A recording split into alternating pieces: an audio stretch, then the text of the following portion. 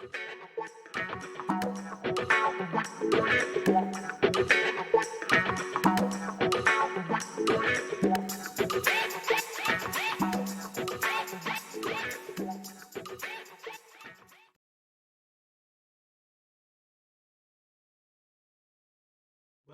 to episode 5 of The Naked Truth. Now, today is going to be a slightly different episode.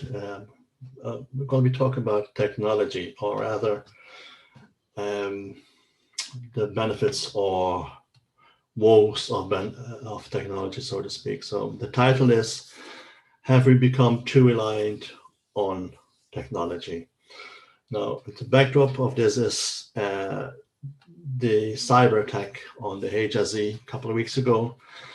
And the HSE is still suffering from it. Just a bit of background on that. Some cyber gang, cyber crime syndicate in Russia hacked into the HSE, that's a health service executive of Ireland, the network, and they installed, or whatever, they infected it with ransomware. This means anything that is open for data breach at the moment, and they as the word says, ransomware. So they're looking for ransom on this, and allegedly they were looking for $20 million to be paid to them for them to release an encrypted key so that the data will be secure again. Now, the HSE has decided not to pay that, and I applaud that, because if once you start paying ransom to these people, you'll open up for everything and everyone to do the same thing. So that's a good thing. However, then to me the question came up as well: have we become too reliant on technology? If something like this could happen, some malicious gang just can hack into your system and more or less disable your whole business. And then it's going through a few things over the history of the last couple of months, and we are so reliant on something that's called the smartphone. I mean, I have one myself. As you can see, the smartphone, and I think nearly everyone on this planet probably will have, well, at least the Western world or the developed world will have a smartphone in some shape or form. And I mean, I'm just as guilty as anyone else. I mean, don't get me wrong, I love my smartphone, I love the technology, but has it come to a time where we maybe should send it back to a place where it's not as prominent as it is now, because it's controlling our life at the moment, and it's very easy for anyone to hack into your phones, your computers, your laptops, and then it will cause havoc. Not only havoc, it will cause you mental issues as well, mental health issues, because you panic, you don't know what to do, where to go, because everything is in those little devices we have. Not only do we have pictures on it, we have our phone contacts. A lot of people have bank details on it. They even do their banking online with like an app called Revolut. That's like an online bank in your pocket. People have all sorts of data on their laptops, on their smartphones, or on their tablets. And I mean, it only takes a simple thing like that, and that can destroy everything on your phone or tablet. So that's why I was wondering: have we become too reliant? And I notice of going back years and years and years, because I'm in my 50s now. So when I was growing up, we had no smartphone. A lot of people don't even had a phone at home. They might have some neighbor who had a phone, and if they wanted to be contacted, you could ring the neighbor, or they would get to them to speak to the person. And it was only, even when you would get a phone, there wasn't a choice there. You would get a phone which was allocated to you by the telecom company. So usually would be a white one. They might have some shade of cream or whatever, but in general they would be white, the old-fashioned phones as we see them on TV nowadays. And that would be it. You wouldn't have a choice. That's the only choice you got. Now later on in the 80s and 90s, it opened up a bit more. You could pick your own landline phone. You could own your own phone. I remember I had a fancy one, a nice little red one, and looked very James Bond-esque. So yeah, but that was still very limited. You might have an option of about 6 or 7 phones and different kind of designs, but again, very limited. Not as it is nowadays, where you can have there's an awful lot of companies who make smartphones, even though they might all kind of have the same shape, but the contents of it and the software, they're all vary greatly to very advanced. And some are just have the basics. So there's something there for everyone, or as they would say in nature, something for everyone in the audience. So it has become very easy, very mobile, but that's just it. Has become too easy. Has become too mobile to carry around with. So I mean, regardless if you get hacked by a cybercrime gang, just imagine someone stealing your phone physically. Just imagine the anxiety that would cause for you. I mean, they don't just have your phone, your details.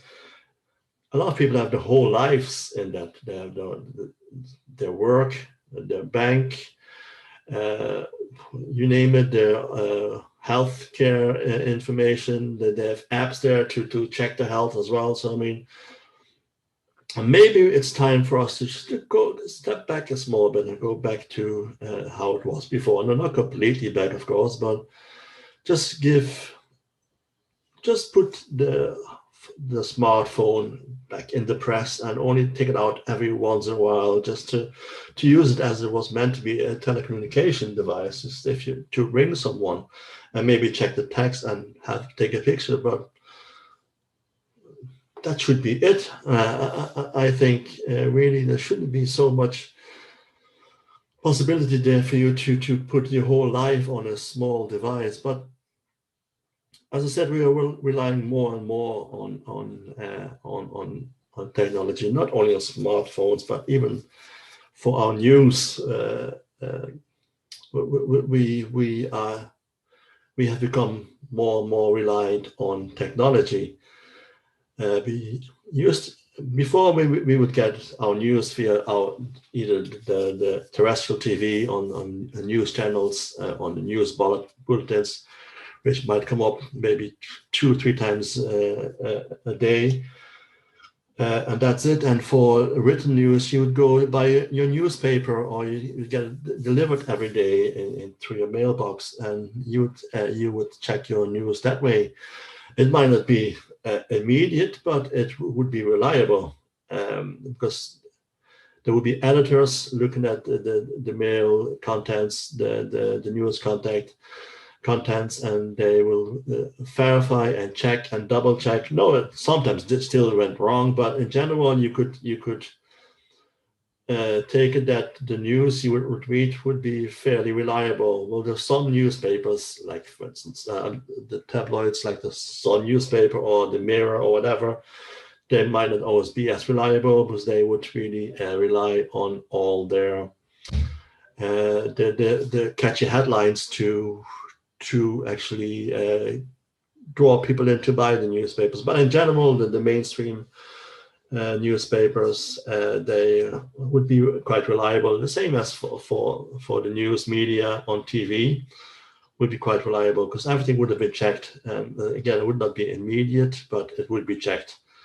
There might sometimes be a day may have passed after an event had happened, but at least all the details, all the data would be there, which would have been investigated. The data would have been analyzed before they would come up with a story. But nowadays, you can just publish a story whenever, wherever and however you want. You don't have to check it. If you think that's the right one, you just pass it on via your social media. Like this week, or sorry, last week, someone sent me an article on social media, and it kind of, let's check up the title again now because I want to make sure it is the right title I am telling you. The title was, one second. It was Why Exercise is So Difficult for People with Rheumatoid Arthritis. That was the title. And it came in via a WhatsApp message again, and I got via the Irish Times website. No, I'm heavily involved in the rheumatoid arthritis movement, or the Arthritis Ireland charity in Ireland. And when I saw that, I thought, oh, this is ridiculous. This is going to cause so much havoc to people who have rheumatoid arthritis. They see the headlines, and straight away they will think, oh, see, it's bad for me. Exercising is bad for me. I shouldn't be doing it. And that's the worst thing they could do. Exercising is the one thing that they should be doing if you have any form of chronic illness, any form of arthritis. Exercise is the best thing you could do for it. It doesn't have to be a gym membership, but it could be just going for a walk. Even if you go shopping, park the car a bit further away as you usually do, and walk a bit longer towards the shop. It doesn't have to be an extensive fitness program. Some of these things you can do sitting on your chair. But you have to exercise. And when I read it then, that was the headline. I'll read it again for you. The headline was, Why Exercise is So Difficult for People with Rheumatoid Arthritis. Now, when I went into the actual article, and again, this is sent via a WhatsApp message from the Irish Times or website, when I actually went into the article and clicked on the links, that gave a completely different story. It mentioned a study had been conducted among some, not a lot of people, not none of participants, but some post-menopausal women, and it was found out that exercise could be harmful for them, and didn't even say which kind of exercise. It just said exercise in general, and also kind of mentioned, well, it wasn't conclusively proven that was only due to their rheumatoid arthritis. It could be due to the age or any other factor as well. So, but you would have to go into the actual article, and you have to click on the links to read the follow-up study on this. But nowadays, with immediate news being sent through social media, people don't do that. They look at the headlines, and that's enough for a lot of people. They only go by headlines, and they don't need more than that. They make up their own minds based on a couple of words, rather than going into a deep data analysis. Now, I did contact the actual author of that piece, and I explained to her how devastating this could be to people with rheumatoid arthritis, because they might just think, oh, I'm not going to do exercise now because this so-called, how you call it, the so-called very reliable source, the Irish Times, which it used to be, by the way, but for the last couple of years it has become more of a tabloid, but it used to be a reliable newspaper. They told me not to exercise because it's bad for you. So that's just an example, which kind of touched me directly as well. But that's what people go by. They just go by headlines. And also, as I mentioned before, when I mentioned social media. Social media is controlled by something called algorithms. It's like a computer program which determines what is suitable for a particular social media outlet. For Facebook, for instance, they have algorithms, and if this algorithm finds something which is deemed to be against the community standards, it gets deleted, it gets thrown out. And no one really knows how these algorithms have been set up, because some stuff has been thrown out which is completely not against community standard. It's completely innocent stuff, but yet it's been thrown out. And for me, I do a lot of work on Holocaust. I used to post a lot of stuff on the Holocaust, all data verified, all historical facts, nothing there for me, maybe one or two words I felt about, I wanted to add in there, but all, nothing made up. It was all factual, backed up, and there's nothing, never anything offensive or offended, because it's history. It's not like I made this up. It was history. It's already there. It was written before. I just kind of not. I looked at the data more than anything else, and kind of focus on the data rather than all the fancy language sometimes which was used by historians. I just looked at the pure data and used that from the Holocaust blogs. I still do. But for some reason, I was kicked out of Facebook, and I can't even set up a new account, because I think they recognize, the algorithms recognize my IP address, and won't even allow me to set up a new account. And I don't know why. I don't know what, even though I have some kind of suspicion, which I'll talk about later. But there's no way you can contact. I'm sorry, and I'm only using Facebook at the moment, but I know there's other social media outlets as well. They have a similar thing, but I haven't been banned from any of those yet. So, and I say yet because you never know. But Facebook has banned me based on, I presume, algorithms. Well, that's what I think anyhow, even though.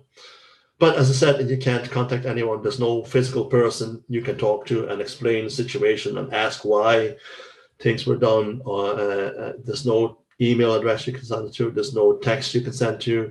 There's no phone number. There's no nothing. There's which makes it very frustrating, I suppose, because it's people say, well, it's a private company and they should be able to do whatever they want.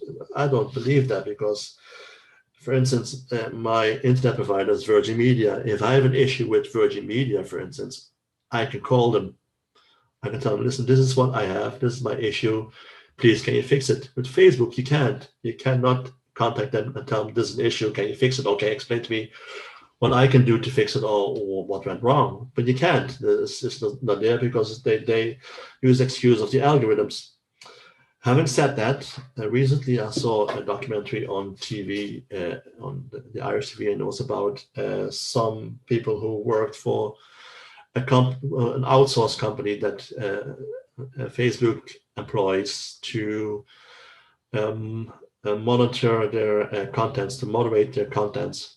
Now, I recognize one of them. And this person is known to be very anti-Israel. No, I'm not a political person. I don't care what you think, if you're pro or anti-Israel. Well, I do, but I'm not going to make too much of an issue about it.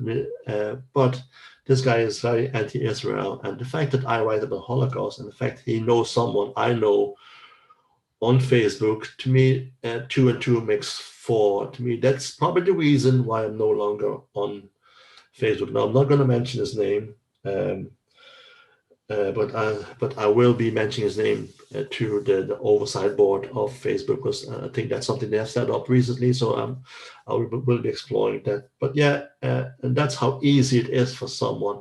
These people who moderate content, they should be completely apolitical. They should be non-biased. And this person, everyone knows him. A lot of people know him in Ireland. He's very biased, and he makes no qualms about it. He says it.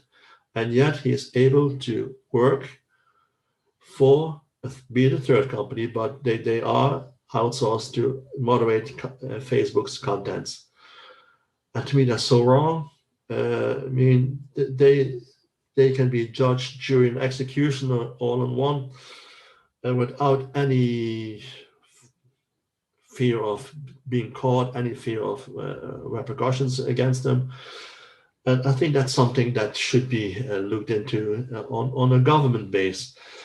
No, but even if you look, and don't dwell too much on this, but even if you look at social media, for instance, or all these bigger, the big tech companies, for example, if you look at the likes of the owners of Facebook, like Zuckerberg and whoever owns Twitter, they all have said they won't allow their own children on the social media. Now that says enough. If they won't allow their own children on the social media platform, those stuff, the platforms they have created, that tells me enough that on how addictive this can be and on how unreliable it can be as well. The same for Elon Musk, for instance, the owner of Tesla cars. He recently said about artificial intelligence that he was very scared of it. He wouldn't trust himself. Yet he has a company that sells self-driving cars, autonomous cars, driven and used by, controlled by artificial intelligence. Now, a couple of years ago, about a year or two ago, there have been a few crashes with these vehicles, and those, I think, one or two fatal crashes as well. I mean, why in the first place do we need a self-driving car? I mean, to me, I have a car. I like to drive my car. So why should I be wanting to have a self-driving car? That defeats the purpose of me. If I don't want to drive myself, I will book a taxi, or I'll take a bus, or I'll take a train. Why should I buy a self-driving car? It defeats the purpose to me. No, even with my car, and I've noticed as well, this is more like old school technology, but yet something we rely on as well a bit too much nowadays. Now, I've noticed now, my car is mostly in the drive now. I don't actually use it as much anymore. I really only use it to go shopping. Because once a week we do a big shopping, and that's the only time I use my car really. And occasionally I might give someone a lift, one of my children a lift to a bit place that's too far to walk. But that's about it. And because I don't want to be reliant on a vehicle, on a bit of technology all the time, because sometimes it takes away my peace as well, because we can be stuck in traffic, and I'm not the most patient person, believe it or not. And sometimes you see people doing things and it annoys you, it makes you angry. So I've decided maybe I don't need the car as much. I can walk. I live nearby everything, so I don't need the car to go where I need to go, except for maybe a longer journey, but that maybe once every 2 months or even less than that. So I don't need to go in my car every day, and I feel much happier for it. So, because I'm not relying on this inanimate kind of things, it's non-personal thing. There's no personal connection to it. There's no. It's not a human being. It's not a human entity. It's not a physical entity you can communicate with. So I mean, I'm happy about that. So. And also with this whole social media, I'm kind of, in a way, I'm kind of happy that I'm kicked out of Facebook, because I feel happier now that I'm not on it anymore. Because when I see people who complain about it and all the things that are going on in the world, all these crazy theories that are going on, they all come from Facebook, believe it or not. And yet these theories, they're allowed to fester and to grow on this platform. None of them are backed up by data. Some of them are actually are put there on purpose by people with a hidden agenda. If you look at, for instance, at Dr. Wakefield, came up with a lot of crazy ideas on MMR vaccines, for instance, saying it was causing autism. It's been disputed all along. And this data has been proven that he was wrong. No, what a lot of people do not realize at the time, that at the same time he was saying how bad these MMR vaccines were, he was working on a measles vaccine himself, and he was trying to sell that to pharmaceutical companies. So there's always something when you see something on these platforms. Don't just trust the headlines. Go deeper into it. Do your own research first and look at all aspects of the story and look at who's behind it and what's their reasoning behind it and who's funding them. Uh, so look at all those things behind it. So again, a couple of years ago, that Lancet published a report on how bad eating meat was and how bad it was for the environment. And maybe it is, maybe it isn't. I'm not going to judge by that. But the report that came out was conducted by some billionaire model. Okay, and she had invited a number of scientists to prove her point for her. And what they did, they flew all over the place. Even though one of the things was like on how bad uh, flying was, how bad air travel was. But yet she flew them all over the place, all over the world to prove her point for her. This was published in a so-called reputable um, magazine.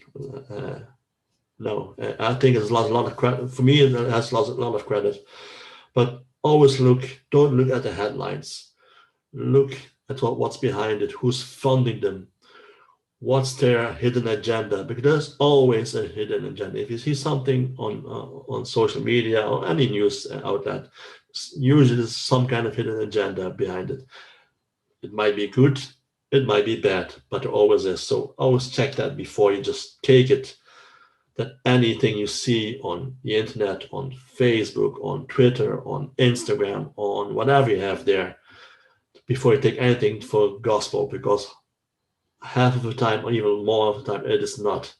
It could be fabricated from something out of nothing. But that's where we are with technology. Technology has enabled this to be out there immediately. So I can make up a story now about anything. And if I find people crazy enough to believe me, it will go viral. And before you know it, you'll have some kind of thing that people believe. I've done it as an experiment. I made up some story, completely fabricated, and this is a couple of years ago. I posted on Facebook, and it went not viral, but it was shared by quite a few people, and that's a danger with these things nowadays with the technology we have at the moment. So maybe we should just go back a small bit to a bit more physical technology, I suppose. Maybe have a newspaper again, but a really proper paper one, and just don't believe everything you see straight away.